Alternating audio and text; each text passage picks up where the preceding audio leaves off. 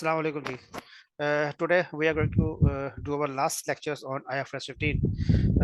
This is our last lecture of these chapters, and from next lectures we are going to start leasing chapter number 17 of our ICAP textbooks.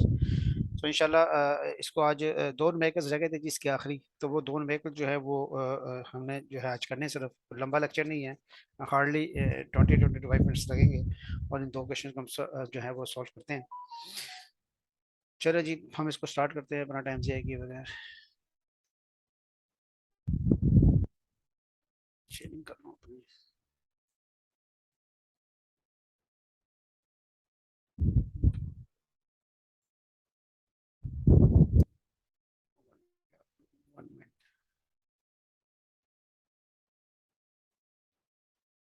Okay, सो हमारा जो है जो last दो question है वो हमारे रह गए थे। तो पहले हम करने लगे हैं समर 2018 का क्वेश्चन नंबर 4-1 जो है वो, उसको हम सॉल्व करने लगे हैं। इसका रिक्वायरमेंट देखते हैं क्या है इसकी रिक्वायरमेंट। थोड़ा लेंथी क्वेश्चन है। रिक्वायरमेंट इसकी ये है, determine the revised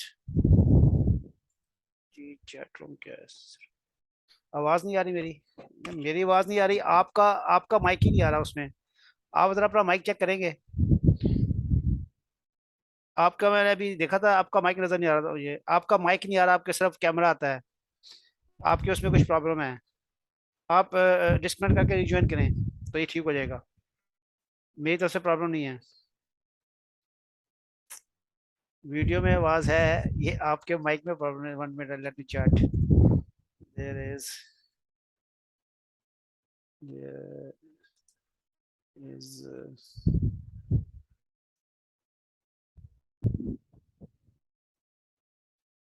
your mic.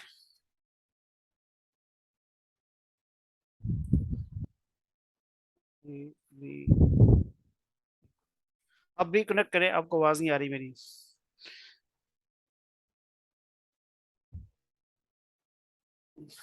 आप रिकनेक्ट करें सर, आपको हो जाएगा। आवाज नहीं आ रही, मेरी आवाज सही चल रही है, आपका माइक नहीं आ रहा।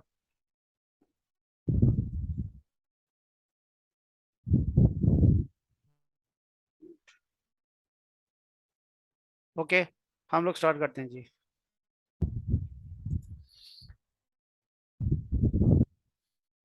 अच्छा जी, रिक्वायरमेंट क्या है जी इसकी। कहते हैं जनाब, determine the revise amount of total assets, total liabilities and comprehensive income after incorporating impact on the upper system. तो आपने क्या करना है, आपने रिवाइज करना है। किसको रिवाइज करना है? एसेट्स, लायबिलिटी और पीएनएल के जो अमाउंट्स हैं उसको रिवाइज करना है। ये इसलिए कुछ ओपनिंग बैलेंस हमें दिया हुआ है। वो कहते हैं जनाब इसके एसेट्स जो हैं, ओपनिंग जो एसेट्स हैं वो 2500 मिलियन है, 1610 मिलियन है, और ये 659 जो है इसका प्रॉफिट एंड लॉस काउंट है। तो वो कहता है काइंडली जो है आप इसको जो है इसकी फिगर रिवाइज करते हैं। ये जो आपको ये यहाँ पे दी हुई है, कुछ एक सेशन दी हुई है, सेशन के तहत जो है इसको अपडेट करते हैं। अब वो क्या इसने क्या है, कहता है ड्राफ्ट फाइनेंशियल स्टेटमेंट बना के बैठा हुआ है। उस ड्राफ्ट में क्या कहता है, ऑफिशियल की फॉर द ईयर एंडेड 31 दिसंबर 2017 की उसने ड्राफ्ट बैलेंस शीट दी हुई है।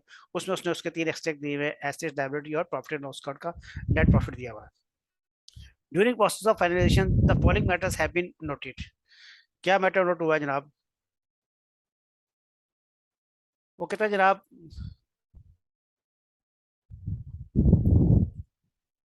हाँ जी आवाज आ रही है आपको?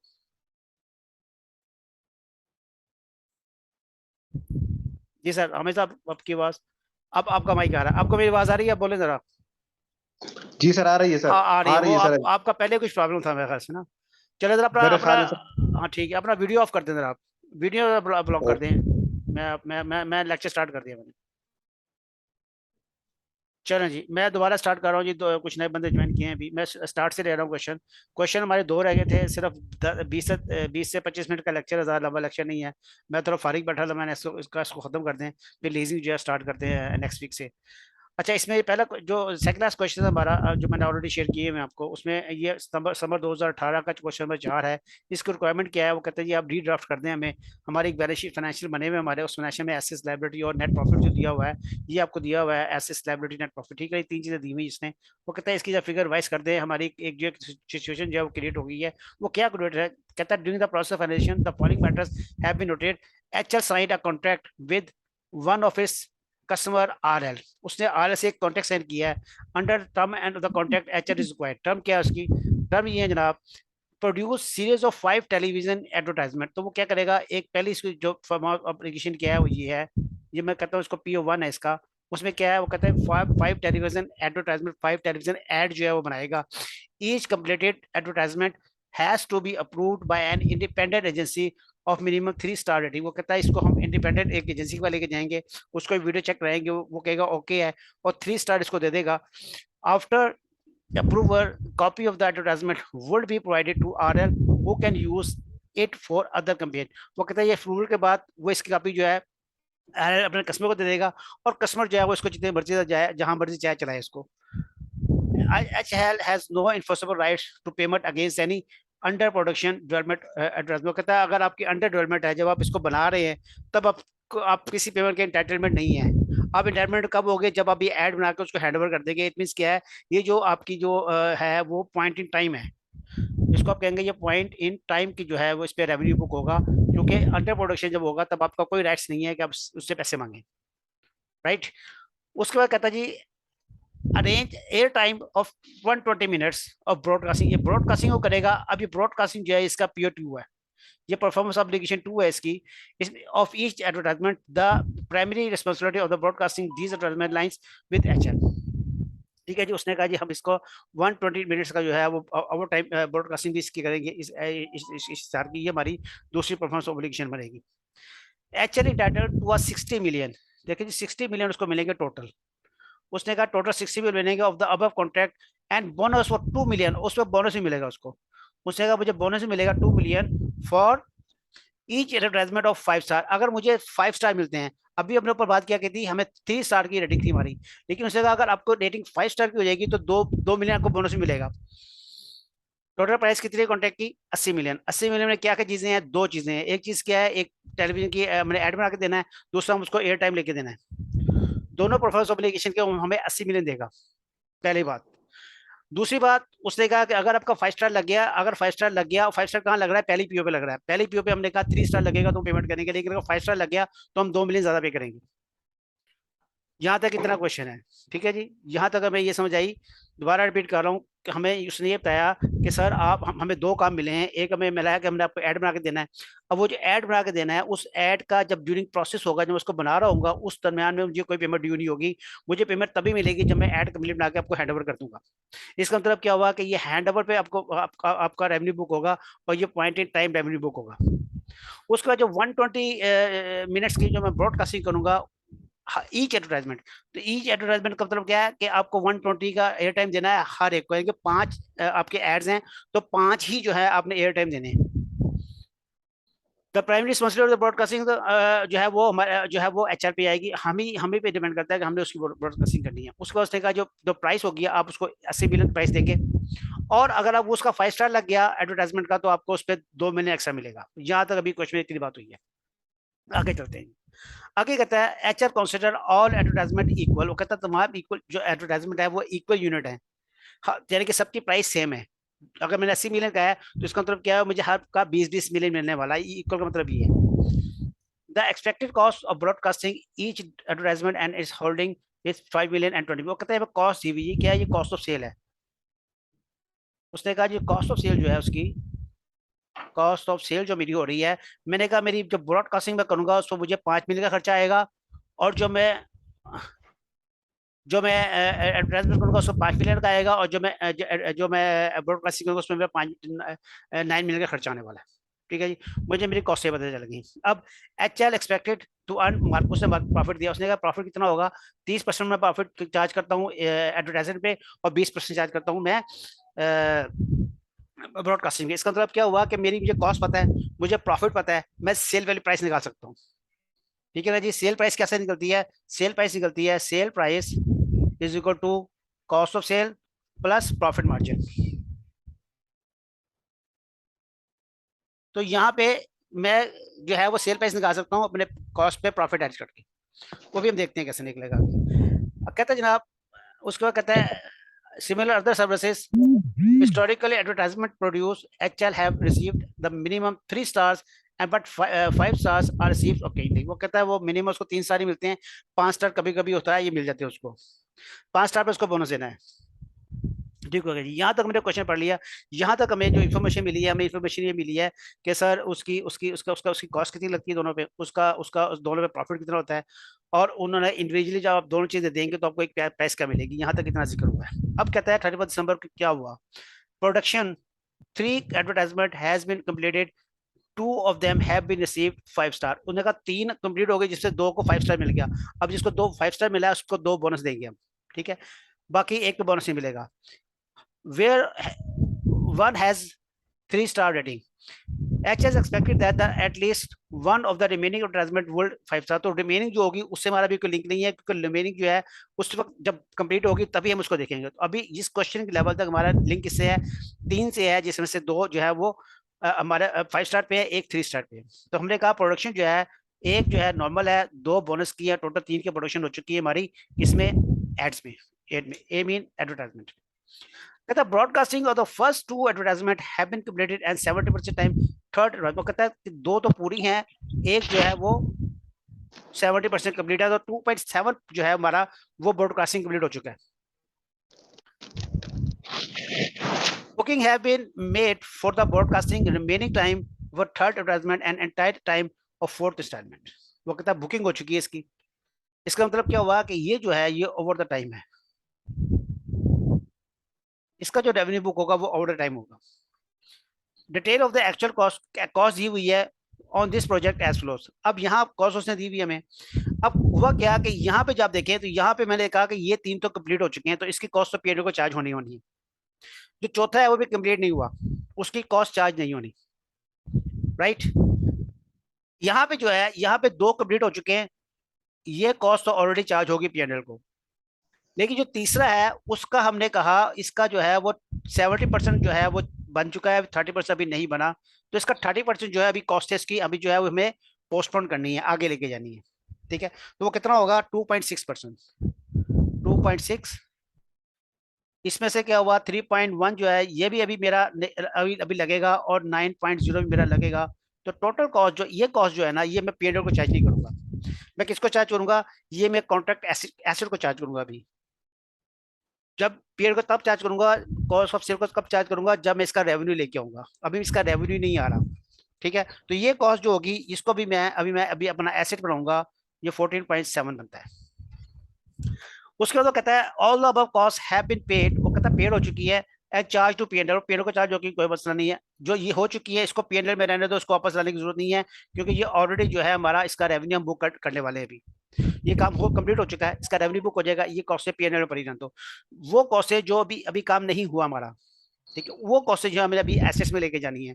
इस कॉस्ट को मैं कहाँ लेके जाऊंगा, इसको मैं एसेट में लेके जाऊंगा। अभी मैं इसको पीएनएल को चार्ज नहीं करूंगा, तो इसकी एंट्री क्या बनेगी, इसकी एंट्री बनेगी मेरी asset debit, contract asset debit और पीएनएल क्रेडिट हो जाएगा। अभी इसकी एंट्री बनाते हैं बाद में। आगे कहता है जनाब HL had receive 40 million from the on 31 December that has been credit to the advance against. तो कहता है 40 million रिसीव हुआ उसको, तो उसने एंट्री क्या पास की, उसने कहा जी कैश आ गया, कैश अकाउंट डेबिट कर लिया उसने, एंट्री साथ ही बना लेते हैं। और क्रेडिट क्या किया उसने, एक लाइब्रेरी अकाउंट क्रेडिट कर लिया एडवांसेस के नाम से, कितना 40 million का 31 दिसंबर। बस यहाँ तक की इंफॉर्मेशन हमें दी हुई है। अब हमने इसकी सोल्यूशन करनी है। मैं जरा पेन चेंज कर लूँ अपना सोल्यूशन के लिए। चले जी, अब देखिए जी इसमें क्वेश्चन में है क्या। क्वेश्चन में हमें सारा क्वेश्चन समझ आ गया। अगर मैं एक दफा फिर आपके लिए रिपीट करूं थोड़ा सा, तो आपको आइडिया हो जाएगा कि क्वेश्चन क्या कह रहा है। क्वेश्चन ये कह रहा है कि हम लोगों ने अपनी 31 दिसंबर 2017 की बैलेंस शीट बना के बैठे हुए हैं, जिसमें हमारे एसेट जो है वो 2500 मिलियन आ रहे हैं, लायबिलिटी जो है 1610 मिलियन आ रही है, और हमारा जो नेट प्रॉफिट आ रहा है, प्रॉफिट लॉस में जो है वो 659 मिलियन आ रहा है। वो कहता है यार एक एडजस्टमेंट हुई है इसके अंदर, एक हमारा एक इवेंट हुआ हमारे पास, मैंने एक सेल की है, उस सेल का इफेक्ट जो है वो प्रॉपर के बता दे इसमें कैसे होगा। उसमें क्या हुआ, उसने कहा जी हमें 2 काम मिले, हमें एक काम भी मिला, हमने ऐड बना के देना है, 5 ऐड बना के देने हैं, फिर इन 5 एड्स को हमने चलाना भी है, 120 मिनट्स का एयर टाइम लेना है इसके लिए, वो भी हमने देना है। तो हमारी 2 परफॉर्मेंस ऑब्लिगेशन है इसकी, 5 एड्स हैं और 5 ही जो हमारे एयर टाइम है। और वो कहते हैं इनकी प्राइस जो है इक्वल चलेगी। हमने कहा ठीक है। अब स्टैंडर्ड क्या कहता है, आईएफआरएस 15 कहता है कि सर देखिए आपकी जो परफॉर्मेंस ऑब्लिगेशंस है, सबसे पहले आप उसको डिवाइड करें उनकी फेयर वैल्यूज पे, एक रेशो बनाएं, उस रेशो से जो है आप बताएं कि जो एडवर्टाइजमेंट है उससे रेलिवेंट कितना आपका आपका आपका आपका आपका कॉन्टेक्ट वैल्यू है, ट्रांजेक्शन प्राइस है। ट्रांजेक्शन प्राइस यहाँ पे क्या है, 80 मिलियन है, ये 80 मिलियन दी हुई है, ये जो है 80 मिलियन ट्रांजेक्शन प्राइस है, इस पे मेरा कॉन्टेक्ट हुआ। मैं इस पे दो चीजें दे रहा हूँ आपको, एक मैं आपको ऐड बना के दे रहा हूँ, एक मैं आपको एयर टाइम दे रहा हूँ। वो कहता है सबसे पहले आपको एफएस क्या कहता है, वो कहता है यार ये 80 मिलियन है ना, इसको बताओ मुझे इसमें से एडवर्टाइजमेंट का कितना है, प्रॉफिट ऑब्लिगेशन 1 का कितना है और प्रॉफिट 2 का कितना है। बिल्कुल सिंपल सा, आप सिंपल लेके चल रहा हूँ मैं, ज्यादा उसमें कॉम्प्लिकेशन नहीं आना। पहला क्या क्वेश्चन क्या करना है, आपने परफॉर्मेंस ऑब्लिगेशन को सेग्रीगेट करना है कि जो परफॉर्मेंस ऑब्लिगेशन है हमारी वो दो है, तो वो 80 मिलियन में जो है वो एडवर्टाइजमेंट का कितना हिस्सा है और उसका कितना हिस्सा है। तो वो कैसे होगा सर, वो किस रेशियो पे दोनों डिवाइड करें।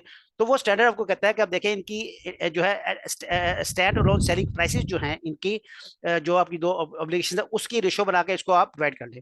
हमने कहा सर यहाँ पे स्टैंड अलोन सेलिंग प्राइस क्या है, वो हमें यहाँ पे दी हुई नहीं है, तो हम क्या करते हैं पहले इसकी स्टैंड अलोन सेलिंग प्राइस बना लेते हैं। उसको ना फार्मूला उसने में दिया हुआ, उसने कहा जी देखिए हमें कॉस्ट कितनी लगी वो हमें पता है और उस पर प्रॉफिट मार्जिन कितना है। अगर कॉस्ट में प्रॉफिट मार्जिन ऐड कर लेंगे तो हमें उनकी स्टैंड अलोन सेलिंग प्राइस पता लग जाएगी, वो रेशो बन जाएगी। उस रेशो में 80 मिलियन को डिवाइड कर देते हैं।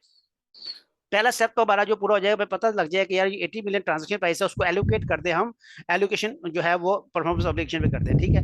उसके बाद आगे बात करते हैं। तो पहले हम इसको यहाँ पे इसकी एलोकेशन करते हैं कि आप बताएं कि इस पे कितना कितना बनेगा। तो हमने कहा जनाब हम करते हैं allocation, allocation of transaction price over performance obligation. तो हमने कहा भाई दो परफॉर्मेंस ऑब्लिगेशन, एक हमारे क्या है एडवर्टाइजमेंट है और दूसरी क्या है हमारे पास ब्रॉडकास्टिंग है, ठीक है जी। अब वो कहता है कि आप बताएं कि एडवर्टाइजमेंट ब्रॉडकास्टिंग जो है इस पे कितने कितनी प्राइस लगी आपकी। हमने कहा जनाब यहाँ पे दिया हुआ क्वेश्चन में, यहाँ देखें इस दिया हुआ 5 मिलियन दिया हुआ है और हमें दिया हुआ है 9 मिलियन, ये 5 मिलियन लगा हुआ है और ये 9 मिलियन लगा हुआ है, और प्रॉफिट कितना है 30% इस पे है और 20% इस पे है। तो हम यहाँ पे कहते हैं, हम कहते हैं ठीक है जनाब हमें पता चल गया कि हमारा जो है एडवर्टाइजमेंट में कितना लगा हुआ है, 5 मिलियन लगा हुआ है और इस पे कितना लगा हुआ है, 9 मिलियन लगा हुआ है। इस पे जो प्रॉफिट है हमारा वो कितने परसेंट है, 5% है, 3% इस पे 30% है और इस पे कितना हमारा प्रॉफिट, इस पे हमारा प्रॉफिट जो है वो 20% है। ये हमें क्वेश्चन का दिया हुआ है। अब कितने यूनिट प्रोड्यूस हुए इसके, 5 इसके प्रोड्यूस है, 5 इसके प्रोड्यूस हुए। तो यहाँ पे आप इसको कैलकुलेट कर लें तो ये आपका आ जाएगा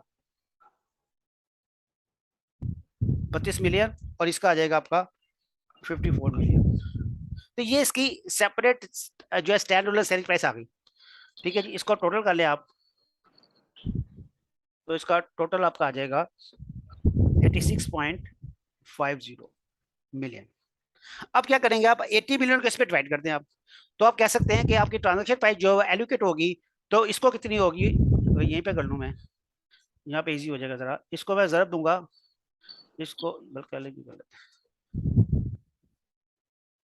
तो ट्रांजेक्शन प्राइस एलोकेशन, तो यहाँ पे मैं करता हूँ एडवर्टाइजमेंट को मैं कितना करूंगा, मैंने कहा जनाब टोटल कितना है 80 मिलियन है और इसका कितना पार्ट है, इसका पार्ट है 32.5/86.5, ठीक है जी। तो ये इसको इसके शेयर में कितना आएगा, इसका शेयर आ जाएगा 30.06।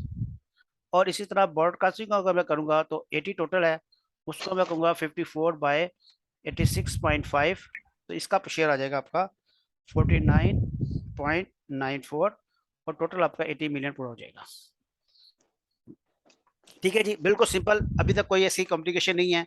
हमने क्या किया, हमने कहा यार मुझे 80 मिलियन आ रहा है, वो तो कमाइन आ रहा है, उसको जरा इन दोनों परफॉर्मेंस ऑब्लिगेशन को एलोकेट कर दो, तो उससे हमें आइडिया हो जाएगा कि कितना जो है रेवेन्यू बुक करना है। अब हमें देखना है, हमने कहा जनाब देखे आगे प्रोडक्शन दी हुई उसने, आगे उसने प्रोडक्शन दी हुई है, प्रोडक्शन अगर देखें क्वेश्चन कितनी दी हुई है, हमने यहाँ देखा उसने कहा जनाब इसका जो है वो 3 यूनिट प्रोड्यूस हुए हुए हैं, ये 3 यूनिट इसके प्रोड्यूस हुए हुए हैं और 2.7 जो है वो इसका प्रोड्यूस हुआ हुआ है, ठीक है जी। अब इसके हिसाब से इसका रेवेन्यू बुक करते हैं, सिंपल इज दैट, बात खत्म हो जाएगी हमारी। तो पहला स्टेप हमारा पूरा हो जाएगा, हम इसके अब रेवेन्यू बुक करते हैं। हम कहते हैं रेवेन्यू बुक करें, रेवेन्यू कैसे बुक करें, कितना रेवेन्यू बुक होना चाहिए, ए का कितना रेवेन्यू बुक होना चाहिए, वो कहता है जनाब आपका आपका एक यूनिट पे कितना है 30, ठीक है ना जी। आपकी ट्रांजेक्शन रेट कितनी है 30 है, ठीक है जी। तो आप ये कह सकते हैं कि 1 मिनट यार, ये 30 नहीं है, ये 32.5 है। ठीक है, ये 32.5, 32.2, सॉरी, ठीक है, 30,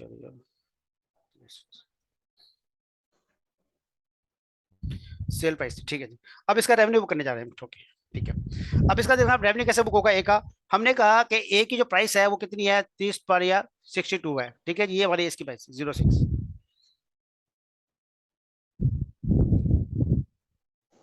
कितने यूनिट प्रोड्यूस हुए इसके, इसके यूनिट प्रोड्यूस हुए 3 आउट ऑफ 5। ये जो प्राइस है ये टोटल है ना, तो ये 5 की प्राइस है। हमें कितने प्रोड्यूस हुए, 3 प्रोड्यूस हुए आउट ऑफ 5, ठीक हो गया जी। तो इसका कितना आंसर आएगा आपका 18.03, राइट। इतना रेवेन्यू बुक होगा हमारा एडवर्टाइजमेंट का। अब उसमें से उसने कहा था ये 3 यूनिट है, इस 3 यूनिट में से 2 यूनिट जो है वो आपके क्या है, उस पर 5 स्टार लगा हुआ है, ठीक है जी। तो 2 यूनिट में जो है वो 5 स्टार लगा हुआ था, ये 2 5 स्टार। तो उस जो 2 यूनिट 5 स्टार लगा हुआ है, उस 5 स्टार को क्या करेंगे, उस पर 2 मिलियन बोनस है उस पर, तो बोनस इसमें ऐड कर लें। आपने कहा 2 यूनिट बोनस कितना लगेगा इसमें, 2 यूनिट पे लगेगा, 2 यूनिट पे 2 महीने का बोनस है तो 4 महीने लगेगा, 22.03 जो है ये इसका रेवेन्यू बुक हो जाएगा हमारे, ये हमारा आंसर आएगा। तो हमने रेवेन्यू कैलकुलेट कर लिया, हमने कहा जो एडवर्टाइजमेंट है उसका रेवेन्यू कितना बुक होगा, 22.03 होगा। कैसे होगा, बिल्कुल सिंपल। हमने क्या किया, पहले हमने कहा जनाब देखें 80 मिलियन है, उस 80 मिलियन को दोनों परफॉर्मेंस ऑब्लिगेशन में डिस्ट्रीब्यूट करें। हमने कहा ठीक है डिस्ट्रीब्यूट करते हैं। हमने उनकी उनकी जो है वो फे वैल्यू निकाली, उस फे वैल्यू से ये फे वैल्यू निकली इनकी, ठीक है ना जी। ये इनकी फे वैल्यू निकल आई, दोनों की अलग अलग स्टैंड अलोन सेलिंग प्राइस निकल आई। उसकी बेसिस पे हमने क्या किया, उसकी बेसिस हमने एक रेशियो बनाई।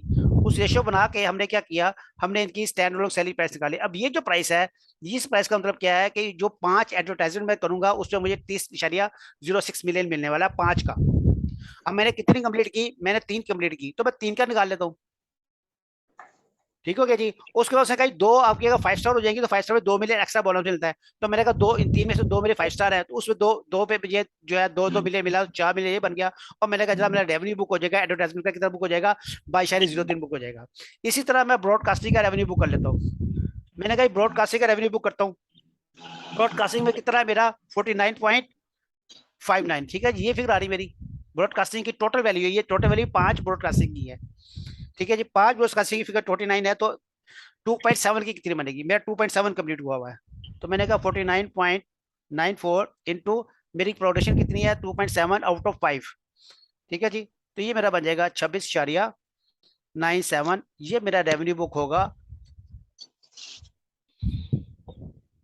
ठीक है। तो मुझे पता चल गया रेवेन्यू कितना बुक होगा दोनों का। मैंने 26.97 जो है रेवेन्यू बुक करना है ब्रॉडकास्टिंग पे, और मुझे 22.0 मिलियन रेवेन्यू बुक करना है at the end of the December 2017। Revenue book हो गया, कॉस्ट है मैंने निकाल ली ऑलरेडी, कॉस्ट में पहले निकाल चुका हूँ कि मेरी कॉस्ट जो है वो इतनी इतनी बुक होगी। तो अब मेरा काम खत्म हो गया, मुझे सिर्फ इसका डिस्क्लोजर देना है, मुझे सिर्फ इसका डिस्क्लोजर देना है बस। रेवेन्यू मुझे बस अच्छा चल गया, कॉस्ट खत्म हो जाए, मैं एंट्री पास कर लेता हूँ, एंट्री पास कर लूंगा तो डिस्क्लोजर देना आसान हो जाएगा। तो हम इसकी पहले एंट्री पास कर लेते हैं। एंट्री क्या होगी जनाब इसकी, सिंपल एंट्री बना लेते हैं ताकि आपका कॉन्सेप्ट क्लियर हो जाएगा। पहली एंट्री क्या होगी, पहले आपकी सेल हुई, राइट। अब सेल कितनी हुई, दोनों को जमा करें आप, तो 49 मिलियन की सेल हुई, ठीक है जी। सम कर लिया इसको मैंने, सम किया दोनों को तो 49 मिलियन बना, ठीक है जी। अब 49 मिलियन का जो है मुझे क्या करना है, एंट्री पास करनी है। एंट्री में क्या पास करूंगा, मेरी एंट्री क्या होती है, आप सेल करते हैं तो सबसे पहले एंट्री क्या होती है, सेल क्रेडिट होता है, ठीक है जी। और डेबिट क्या होता है, account receivable, account receivable debit to sale credit, यही एंट्री होती है ना आपकी। तो सेल कहाँ जाएगी, वो P&L में जाएगी,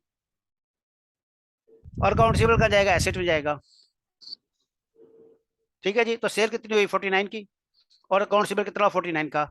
लेकिन यहाँ पे उसने हमें एडवांस दिया हुआ है ना 40,000 रुपये, देखें एंट्री पास की हुई है, आपने एडवांस लेके लाइब्रेरी में रखा हुआ है। तो अब क्या करें, जो एडवांस है आप एडजस्ट कर लें। अब इसी एंट्री में जो है वो एडवांस जो लाइबिलिटी है उसको आप डेबिट कर लें 40 से, ठीक हो गया जी। और ये आपका बैलेंस जो है वो आपका यहाँ पे 9 रह जाएगा, और आपकी एंट्री पूरी हो जाएगी। तो आपकी पहली एंट्री पूरी हो गई है, आपने ये एंट्री पास करनी है अपने रेवेन्यू की। रेवेन्यू में क्या होगा, मैंने अकाउंट रिसीवेबल एसेट डेबिट करना है, लायबिलिटी को कम करना है और पीएनएल को बढ़ा देना है।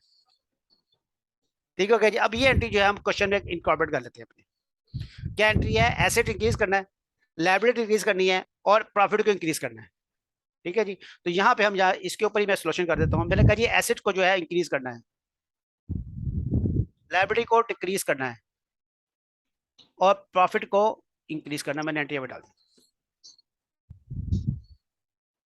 ठीक हो गया, ये बस ये काम खत्म हो गया अपनी का। अब दूसरी काम क्या थी, cost of sale. Cost of sale की एंट्री पास कर ले। कॉस्ट ऑफ सेल की एंट्री क्या होगी, ये पे पास कर लेते हैं। इसकी एंट्री क्या होगी, अब ये देखिए ये क्या हुआ, ये ऑलरेडी उसने पीएनओ को चार्ज कर, ये देखिए सारी फिगर जो है ना, ये वाली पूरी फिगर जो है पीएनओ को चार्ज कर चुका है, सब लिखा उसने। तो पीएनओ को चार्ज होना नहीं चाहिए, इसको तो एसेट को चार्ज होना चाहिए था। तो क्या होगा, अब पीएनओ को रिवर्स कर ले, डेबिट कर ले, सॉरी डेबिट तो पहले ही हुआ हुआ, इसको क्रेडिट कर ले। तो पीएनएल को आप कर ले क्रेडिट 14.7 से, और डेबिट किसको करेंगे, कॉन्ट्रैक्ट एसेट को आप डेबिट कर लें 14.7। इसका मतलब एसेट्स आपका इंक्रीज कर देगा और प्रॉफिट आपका इंक्रीज कर, दोनों चीजें इंक्रीज कर देगी। तो यहाँ पे आप आपके अपना प्रॉफिट भी इंक्रीज कर लें, सॉरी प्रॉफिट इंक्रीज, प्रॉफिट आपका इंक्रीज हो जाएगा और आपका एसेट भी इंक्रीज हो जाएगा। ठीक है जी। तो यहाँ पे आप इसके एसेट पे आके इसको ऐड कर लें 14.7, और साथ आप जो प्रॉफिट है इसमें भी आप इसको अभी इस पीरियड में चार्ज नहीं करना है, इसको हमने उधर आपको इसको बाद में चार्ज करना। ठीक है जी। तो ये आपका क्वेश्चन था सर, बस इसमें और कुछ नहीं है, बस यही था क्वेश्चन में।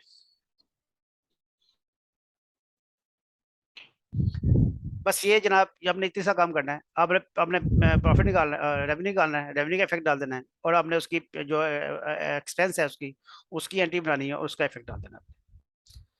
ठीक है जी। बाकी आप बाइक की सोल्यूशन देख लीजिएगा, वो सारा आपको पता चल जाएगा किस फॉर्मेट में हमने आंसर करना है। ये मैंने आपको इसका बता दिया है कि कैसे इसमें है क्या, इसमें है था इसमें कुछ नहीं, बस इसमें थोड़ा सा जो है ना वो कंसेप्चुअली था कि इसको कैसे हैंडल करना है। बाकी जो है आप आई के सोल्यूशन देख के इसको इसका सोल्यूशन बना लीजिएगा। कॉन्सेप्चुअली मैंने सारा इसको एक्सप्लेन कर दिया।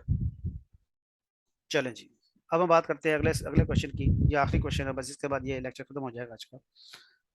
ये जनाब क्वेश्चन है समर 2017 का, क्वेश्चन नंबर 8 है, क्वेश्चन नंबर 4 है सॉरी, समर 2017 में यही आया है।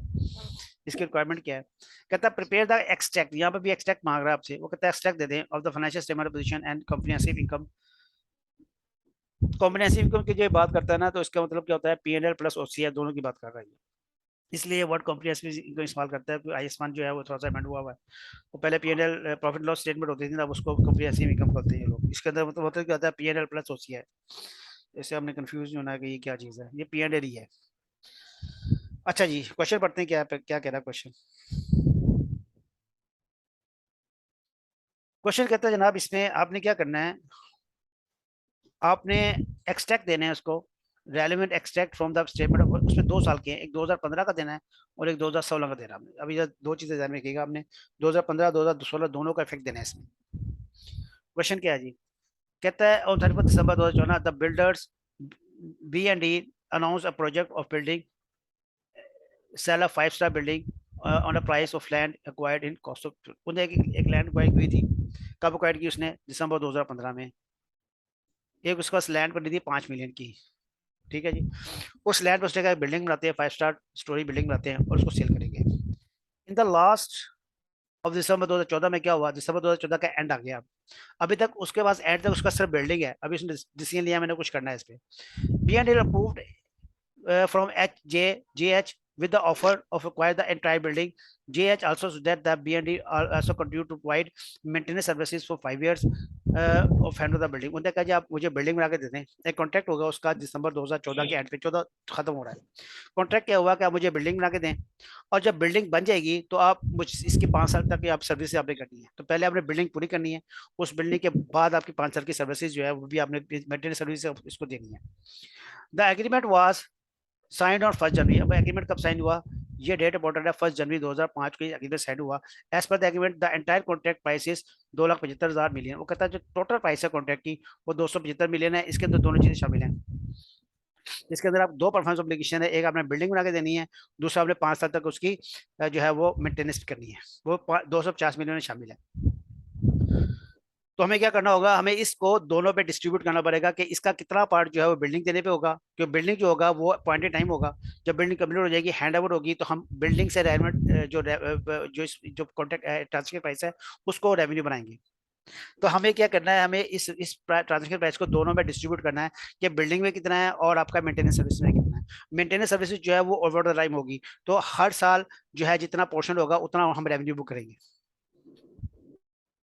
ठीक है जी। उसके बाद वो कहता है जनाब, the building 5 years maintenance service was paid HL on the signing off the agreement. वो कहता है वो उन्हें क्या किया, उन्हें साइनिंग ऑफ द एग्रीमेंट ही पैसे पे कर दिए, was paid of HL bond signing, आज ही उन्हें पैसे पे कर दिए। Very good.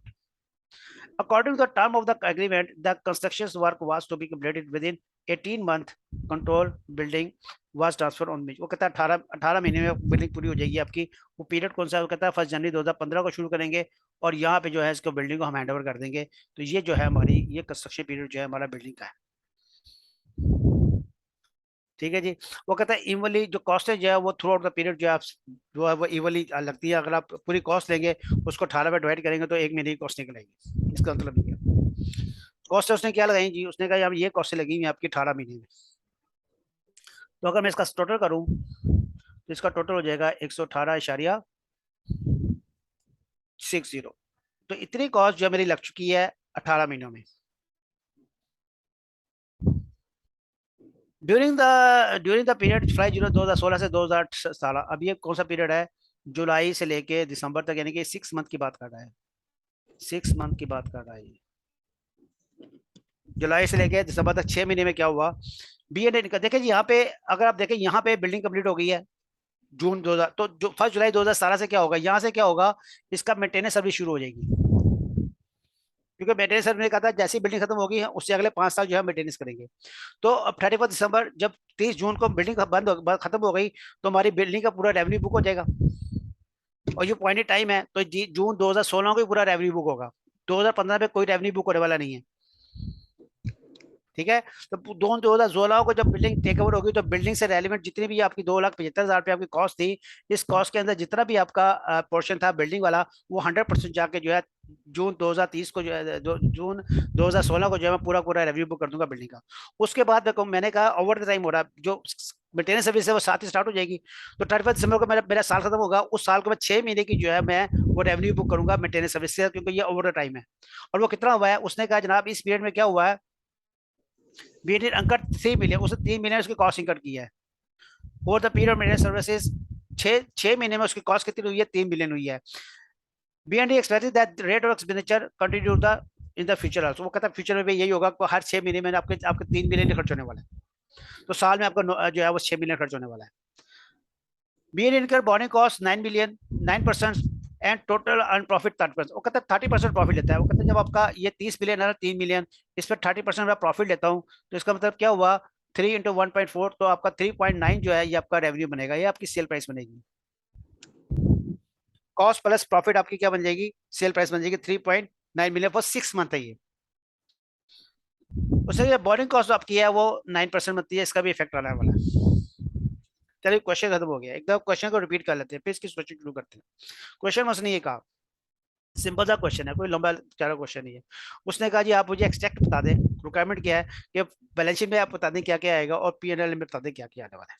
ट्रांजेक्शन क्या है, हमारे कॉन्ट्रैक्ट हुआ, हमारे पास लैंड थी जो लैंड हमने 2014 परचेज की हुई थी। 2015 में हमारे कॉन्ट्रैक्ट हुआ, वो बंदे से उसने मैं कहा, उसने कहा जनाब बिल्डिंग बना दें, मैं एक 5 स्टोरीज में बिल्डिंग बना के आप मुझे दे दें, और उसके बाद आप 5 साल की मेंटेनेंस सर्विस भी जो मुझसे ले लें, आप इसकी मेंटेनेंस करें 5 साल तक के लिए। और टोटल जो मैं प्राइस को आपको दूंगा इन दोनों की मिला के, वो मैं आपको 275 मिलियन दूंगा दोनों की मिला के। हमने कहा ठीक है।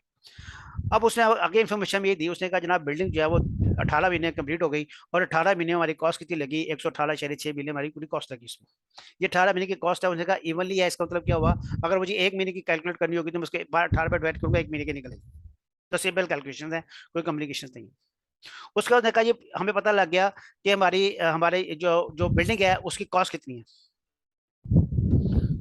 ठीक है जी। उसने कहा जो आपका जो प्रॉफिट है वो उसने दिया हुआ है मेंटेनेंस पे।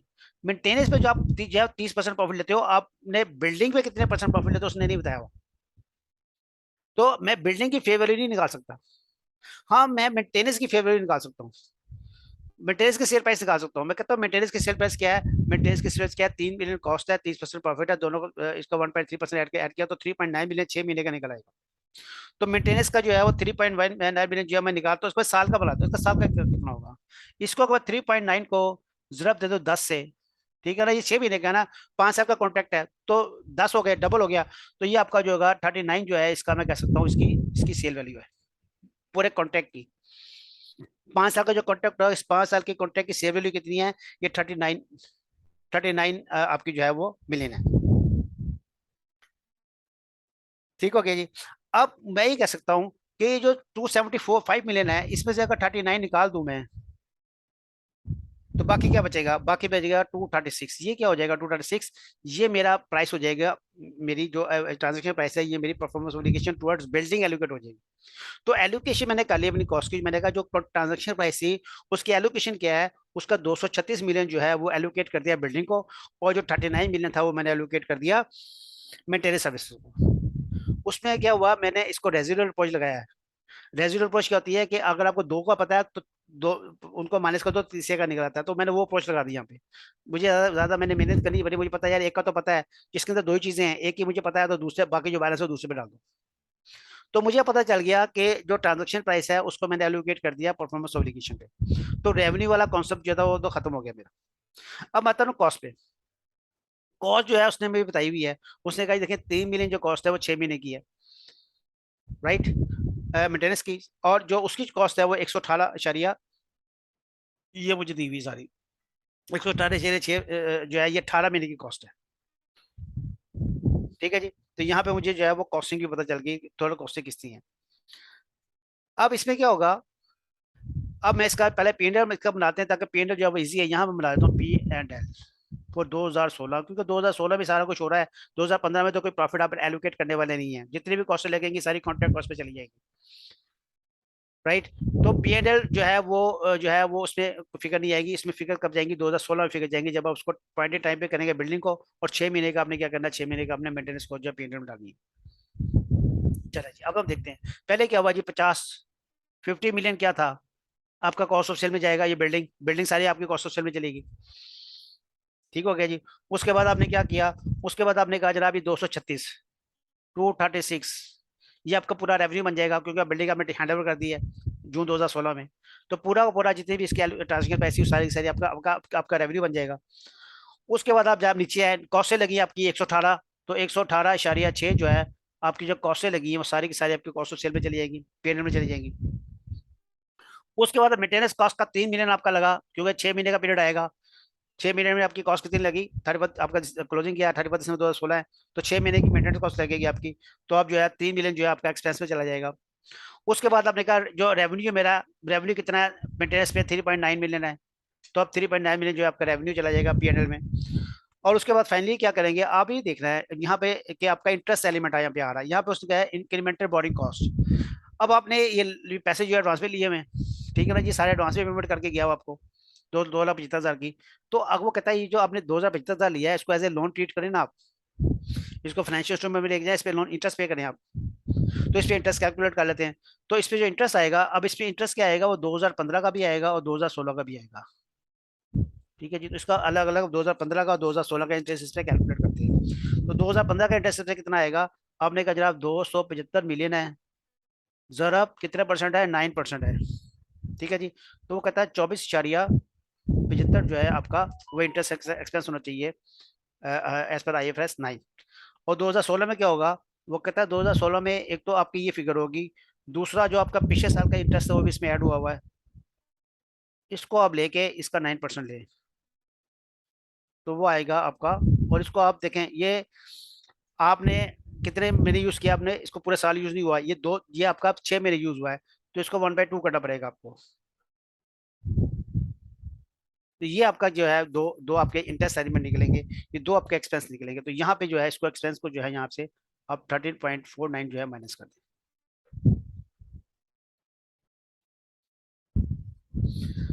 अच्छा, अब क्वेश्चन ये आया कि यार इंटरेस्ट तो आपने कैलकुलेट कर लिया, एक्सपेंस तो कर दिया, तो ये पे किया किसी को हमने पे तो किसी को नहीं किया ये। तो जो आपने किसी को पे नहीं किया ये इंटरेस्ट, तो ये क्या होगा, इसको आप रेवेन्यू में ऐड कर लें। दोनों इंटरेस्ट जो है आपने पे नहीं किए, तो दोनों इंटरेस्ट जो है आप रेवेन्यू में ऐड कर लें, आपकी अपना ही रेवेन्यू बन जाएगा।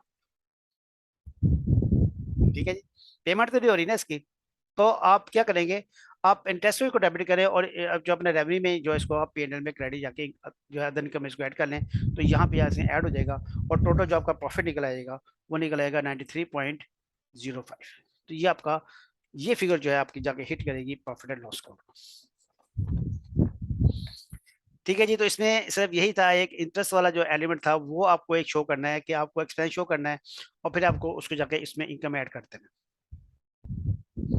और जो 2015 का पीएनएल बनेगा उसमें सिर्फ एक ही फिगर जाएगी एक्सपेंस में और कुछ नहीं जाएगा। अब आई कैप सिचुएशन देखेंगे वहाँ पे 2015 में उसे इसको एक्सपेंस दिखाया हुआ, उसकी इनकम जो है वो करंट ईयर में होगी क्योंकि करंट ईयर में जाके ये फाइनल हो रहा है।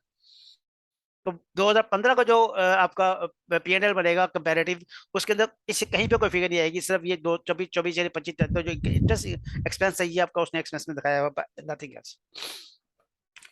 चलो जी, तो आपका पीएनएल पूरा हो गया। अब हम इसका बैलेंस शीट बना देते हैं कि बैलेंस शीट के चेक कैसे बनेंगे। अब बैलेंस शीट इसकी बनाने के लिए अब इसका जरा एक थोड़ा सा यहाँ पे मैं बैलेंस शीट बना देता हूँ उसकी। हमने कहा जिसकी बैलेंस शीट बनाते हैं, बैलेंस शीट। तो बैलेंस शीट में क्या होगा, एक एसेट साइड होगी और एक लायबिलिटी साइड होगी। अब एसेट में हम क्या करते हैं, 2016 और 2015 दोनों साथ बनाते हैं और इधर भी हमारा 2015 और 2016 बनेगा। ठीक हो गया जी। तो सबसे पहले देखें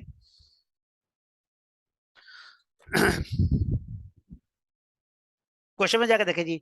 सबसे पहले आप देखें कि कॉस्टेज जो है, हमने कहा था पिछले साल हमारी जो टोटल कॉस्ट है वो कितनी लगी है, 118, कलर चेंज कर लो, 118.6 ये हमारी लगी है 18 महीने की। ठीक है, और अभी अभी हमें देखें 2015 जब खत्म हो रहा है तो कितने महीने हो गए, 12 महीने हो गए। ठीक है जी, तो मैंने कहा कि यार ये जो है कॉस्ट जो है ये 18 महीने की लगी है, तो 12 महीने इसके 2015 में है, 6 महीने इसके 2016 में है। तो वो जो 2015 के एक्सपेंस कॉस्ट है वो तो मैंने कॉस्ट को चार्ज ही नहीं किया अभी, तो वो कहाँ पड़ा हुआ है, वो मेरा एसेट में पड़ा हुआ है, कॉन्ट्रैक्ट एसेट में। तो मैं इसको इसको मैंने कहा इसको क्योंकि इक्वल है तो मैं इसको इस तरह डिवाइड करूंगा तो ये बन जाएगा 79.07। तो ये मेरी जो कॉस्ट है ये 2015 की कॉस्ट है। मैं इसको 2015 की बैलेंस शीट में एज ए एसेट जो है मैं दिखा दूंगा, contract asset 79.07, simple is that. ठीक हो गया जी, और यहाँ पे लैंड भी पड़ी हुई है, लैंड भी दिखा दें जनाब। लैंड 2015 में पड़ी थी, 2016 में नहीं है और कॉस्ट में चली जाएगी है, तो यहाँ पे 2016 में नहीं आएगी। तो मेरा एसेट वाला पोर्शन जो है कंप्लीट हो गया सर, एसेट में और कुछ नहीं है। एसेट 2015 2016 को मैंने कंप्लीट कर दी। ठीक है जी, तो सिर्फ कॉस्ट थी मेरी जो मैंने शो कर दी 2015 में, और 2016 में आके वो एक्सपेंस में चली जाएगी जैसे यहाँ पे पूरी चली गई है। तो ये चैप्टर हमारा जो है एसेट वाला जो चैप्टर है वो खत्म हो गया।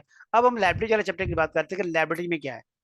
अब लायबिलिटी में क्या आना चाहिए, देखिए जो कहता है रेवेन्यू जो है, जिस तरह आपने कॉस्ट जो थी अभी अपने कॉस्ट पीएनएल में नहीं गई तो एसेट में चली गई है, इसी तरह जो रेवेन्यू है वो रेवेन्यू जितना है वो रेवेन्यू अभी रेवेन्यू भी नहीं जाएगा, वो कितना चला जाएगा, वो कॉन्ट्रैक्ट लायबिलिटी में चला जाएगा। बस वो हमने वो देखना है कि कितना रेवेन्यू हमारा 2015 का बनता था वो हमने उठा के ट्रांसफर कर देना है 2000 लायबिलिटी में, और 2016 का जो रेवेन्यू हमारा बनता था वो हमने ट्रांसफर कर देना है लायबिलिटी में, कॉन्ट्रैक्ट लायबिलिटी में। लेकिन उससे पहले एक छोटा सा जो है ना आपको कॉन्सेप्ट लेना पड़ेगा। ये कॉन्सेप्ट क्या है, देखिए जी हुआ क्या, देखिए यहाँ पे मैं आपको बनाऊं, मैंने कहा 2015, फिर 2016, फिर 2017, 2018 एंड ऑनवर्ड जाएगा ये 2021 तक। ठीक है जी, 2018, 2019, 2020 और 2021, ये हमारा कॉन्ट्रैक्ट सारा 2021 तक का कॉन्ट्रैक्ट है।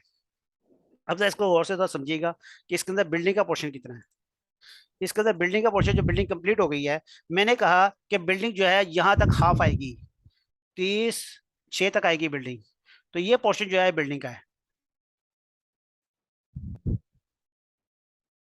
ठीक हो गया जी। उसके बाद मैंने कहा कि उसके बाद जो पोर्शन है ये मेंटेनेंस का है सारा, ये मेंटेनेंस का पोर्शन है। तो इसका मतलब क्या हुआ, पहले बिल्डिंग वाला पोर्शन जो है उसको तो आप गौर से देखें कि बिल्डिंग का पोर्शन कितना है, 1.5 साल का है। तो इसमें से 12 महीने बिल्डिंग के कहाँ जा रहे हैं, 12 महीने जो है वो 2015 में जा रहे हैं और 6 महीने जो है वो 2016 में जा रहे हैं। ठीक है जी, ऐसे ही है। अब इसको आप इसको बाइफिकेट कर लें आप जरा। आपका कितना बनेगा बिल्डिंग? 2 लाख आपने कितना लिया? 2,36,000 आपने लिया, ठीक है जी। 2,36,000 को आप जरा ब्रेक करें, यहाँ पे करते हैं। हमने कहा कि जो बिल्डिंग है, जो उसका टोटल पोर्शन कितना है? आपने कहा जी कॉन्ट्रैक्ट प्राइस कितनी है, ट्रांजेक्शन प्राइस कितनी है हमारी? 2,75,000 आपको आपके जहन में क्वेश्चन चल रहा है। हमने कहा 2,75,000 जो है हमारी कॉन्ट्रैक्ट प्राइस है टोटल, जो हमें मिलनी है दोनों की मिला के, ठीक है जी। उस पर हमने एक बात की, हमने कहा यार हमें जो है यहाँ पे इंटरेस्ट इनकम भी हो रही है, देखिए हमने एक एंट्री की हुई है 24,75 की, तो हमने कहा ये भी हमारा रेवेन्यू है। तो 24,75 को जो है वो इंटरेस्ट को जो है यहाँ पे मैं ऐड कर देता हूँ 24,75। तो इसका मतलब क्या हुआ, मेरा रेवेन्यू कितना होना चाहिए? 299.75 होना चाहिए, ठीक होगा जी। अब इसमें से क्या है, इसमें से ये सारे के सारा जो है रेवेन्यू जो है मुझे बुक करना है। इसमें से जो मेंटेनेंस का पोर्शन है वो निकाल दो। मेंटेनेंस का पोर्शन कितना है? मेंटेनेंस जो है वो आपका है 35,10।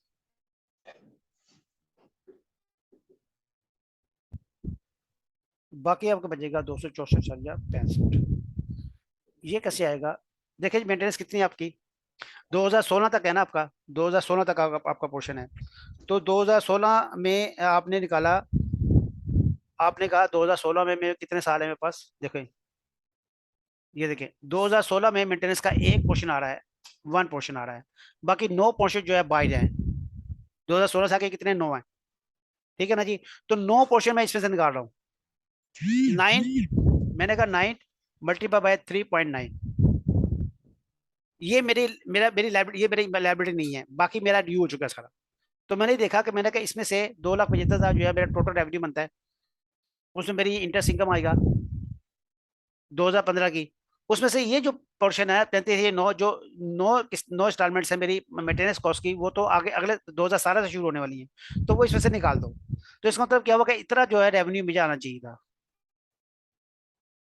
2,64,000, ठीक है जी। तो 2,64,000 जो है वो मैं यहाँ पे कॉन्ट्रैक्ट लाइबिलिटी जो है 2,64,000। अच्छा कॉन्ट्रैक्ट लाइबिलिटी में 2 पोर्शन बनाए हुए मैं साथ साथ बना देता हूँ। एक उससे बनाया हुआ है नॉन करंट, एक उससे बनाया हुआ है करंट, ठीक है जी। तो मैंने कहा जनाब मेरा जो नॉन करंट पोर्शन है वो कितना है? 264,65, ठीक है। और इसका कितना पोर्शन है? ये जो है 35,10 जो है वो करंट नॉन करंट है। वो नॉन करंट इसलिए है, देखें 2015 में क्या हुआ, अब देखो यहाँ से 2015 जो है ना, इससे यहाँ से लेके यहाँ तक अगर ये पीरियड हो जाए, ये मेरा करंट पोर्शन है, बाकी मेरा नॉन करंट है। तो मैंने कहा ये जो पीरियड है इसमें सिर्फ एक ही साल में ड्यू होगी, पूरा रेवेन्यू बिल्डिंग का इसमें आ जाएगा, वो सारा बिल्डिंग सारा करंट में चला गया, क्योंकि सारा का सारा अगले 12 महीने में क्लियर हो जाना है, ठीक है ना। और जो मेंटेनेंस कॉस्ट है उसका एक पोर्शन जो है वो इस अगर में आएगा, 9 पोर्शन इसमें नहीं आएंगे। तो 9 पोर्शन में कहा ले गया? नॉन करंट में ले गया, और एक पोर्शन में करंट में ले आया। तो इसका मतलब building plus 1 portion of maintenance cost that is part of your current liabilities, और बाकी 9 जो है वो आपके नॉन करंट में चले जाएंगे। तो उसी कॉन्सेप्ट में मैंने क्या किया, मैंने यहाँ पे 9 पोर्शन जो है वो मैंने नॉन करंट में डाल दिए, और बाकी जो एक पोर्शन था प्लस बिल्डिंग वाले जो कॉस्ट टोटल वो मैंने उठा के जो है वो करंट में डाल दी। तो ये 2015 की बैलेंस शीट कंप्लीट हो गई। अब क्या करना है आपने, आपका सिर्फ ये पोर्शन रह गया, इसको आपने डील करना है 2016 में। तो इस 2016 में इसमें करंट कितना है, नॉन करंट कितना है, डेफिनेटली इसके 2 ड्यू हो जाएंगे यहाँ पे। आप कहेंगे जी 3.9 इंटू 2, तो ये कितना हो जाएगा? 7.8 जो है इसमें से इधर आ जाएगा, और बाकी जो बैलेंस बचेगा वो आपका नॉन करंट पे रह जाएगा, क्योंकि उसी को करंट नॉन करंट लायबिलिटीज को आपने आगे आगे डिस्ट्रीब्यूट करना है, उसमें इतना पोर्शन जो है वो 2 इधर आ जाएंगे, बाकी जो 7 है वो ऊपर चले जाएंगे। तो ये आपकी जनाब लाइबिलिटी क्वेश्चन जो है वो भी कंप्लीट हो जाएगा, ठीक है जी। इसके साथ जो है ये क्वेश्चन भी आपका सॉल्व हो गया है। इसके हमने balance sheet P and L सारे एक्चुअली देख लिए, ठीक है जी। वीडियो पसंद है तो लाइक जरूर कीजिएगा और शेयर भी कीजिएगा, ताकि दूसरे लोगों को जो है वो उसका बेनिफिट मिले। इसके साथ ही हमारा ये IFRS 15 वाला जो टॉपिक है 100% कंप्लीट हो चुका है, बुक सारी हो चुकी है, पाई के आपके पास पेपर में सारे का लिए हुए पिछले 8-10 चैप्टर हो गए। ठीक है जी। इंशाल्लाह नेक्स्ट जो हमारा लेक्चर होगा वो लीजिंग पे हम स्टार्ट करेंगे। रिकॉर्डिंग होगी, मैं भी थोड़ी देर शेयर कर देता हूँ, मैं फारिग ही बैठा हूँ। ठीक है जी, कोई क्वेश्चन है किसी के पास है तो आप कर सकते हैं, तो फिर हम इसको मीटिंग को जो है वो ख़त्म करते हैं। हाँ जी, जी हमें साहब कोई क्वेश्चन वगैरह तो नहीं आपके जहन में? साथ साथ तो चलेंगे, ऑफिस में बैठे हुए थे। जी सर। अस्सलाम वालेकुम सर। वालेकुम सलाम सर। नहीं सर जी, जबरदस्त सर जी, समझ आ गई हमें आपकी क्लास की। तो अभी ऐसा कुछ है नहीं, कुछ हुआ तो इंशाल्लाह आपको बताएंगे सर। अच्छा, अभी बहुत पता रहा मेहरबानी। आपने क्लास देखी, जरा क्वेश्चन उधर से पढ़िएगा आई कैप के, जरा आपको पता चलेगा कि वहाँ तो समझ ही नहीं आती थी। मैं उसको काफी कोशिश की है कि बहुत इजी करके एक्सप्लेन करूँ आपको, नहीं तो सर जी, इंशाल्लाह। बहुत बहुत बहुत easy। सर मेहरबानी सर। तो सर यही हमारे जब मोटिव था कि लोगों को समझ आए, लोगों में ज्वाइन करें। बड़ी मेहरबानी, आप ऑफिस के टाइम में आए। बस मैं तो यार ही चाह रहा था कि ये ना ये किसी तरह ये लेक्चर खत्म कर लूँ, तो मैंने आज ये बहुत लेक्चर लगा दिया। मैंने कहा थैंक आपको यू टाइम सर। बचेगा। इंशाल्लाह सैटरडे को इंशाल्लाह शुरू करेंगे लीजिंग पे अपना नया ओके टॉपिक। सर, इंशाल्लाह ठीक है इंशाल्लाह सर। सर, इंशाल्लाह चलो जी, सर। रिकॉर्डिंग बंद ओके कर सर, दो। ओके, अस्सलाम वालेकुम मेहरबानी, सर, अल्लाह अस्सलाम हाफ़िज़। वालेकुम। वालेकुम।